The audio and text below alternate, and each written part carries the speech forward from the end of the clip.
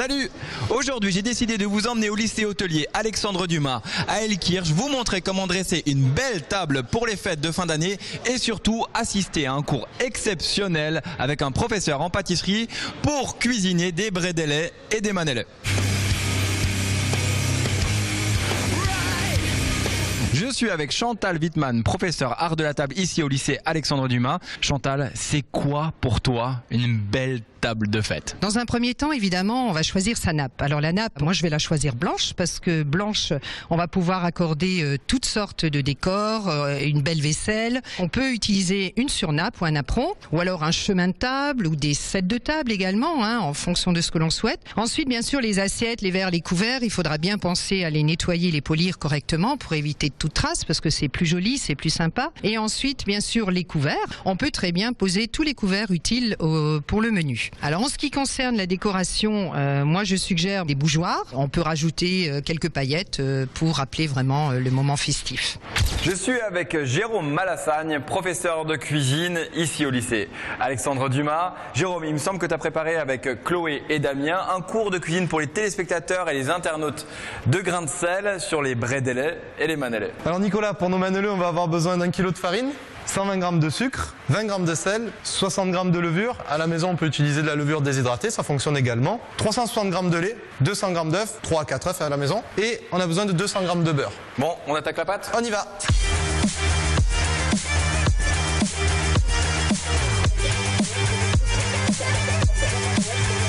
Voilà Nicolas, notre pâte à brioche est prête. Maintenant on va la laisser reposer pour que les levures à l'intérieur puissent permettre à notre pâte d'être aérée. On en a à peu près pour 1 heure. Bon, en attendant que notre pâte lève, on s'attaque au bredel? Allez, c'est parti.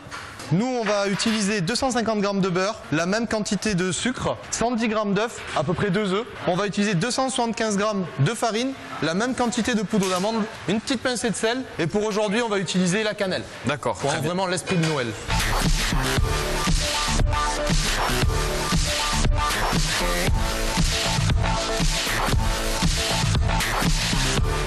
Voilà, notre pâte à bredelleux est finie. On va pouvoir la baisser.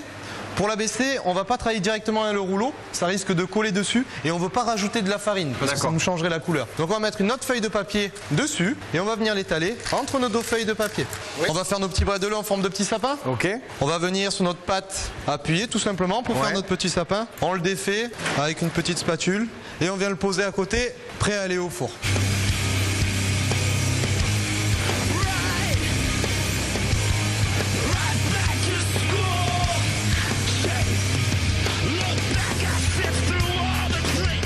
Nicolas, notre pâte a poussé.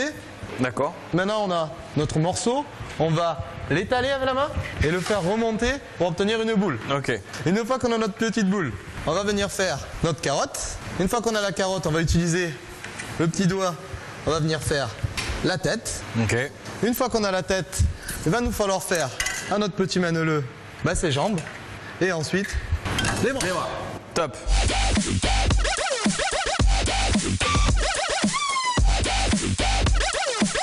Alors Nicolas, on va rejoindre Chloé, d'accord, en train de dorer les maneleux avec un petit peu de jaune d'œuf et de sel pour que les maneleux à la sortie du four ils aient une belle croûte. D'accord.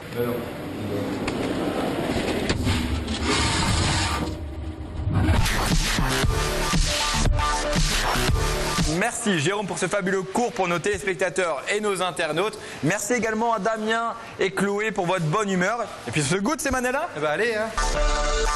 Retrouvez-moi dès demain sur le site d'alsace20.tv, également sur le site de julienbins.com. Vous allez également retrouver les recettes des bredellets et des manellas. N'hésitez pas à regarder Alsace 20 et grains de sel le 24 décembre au soir. Un grain de sel de malade de 13 minutes avec plein de chefs. Mais surtout...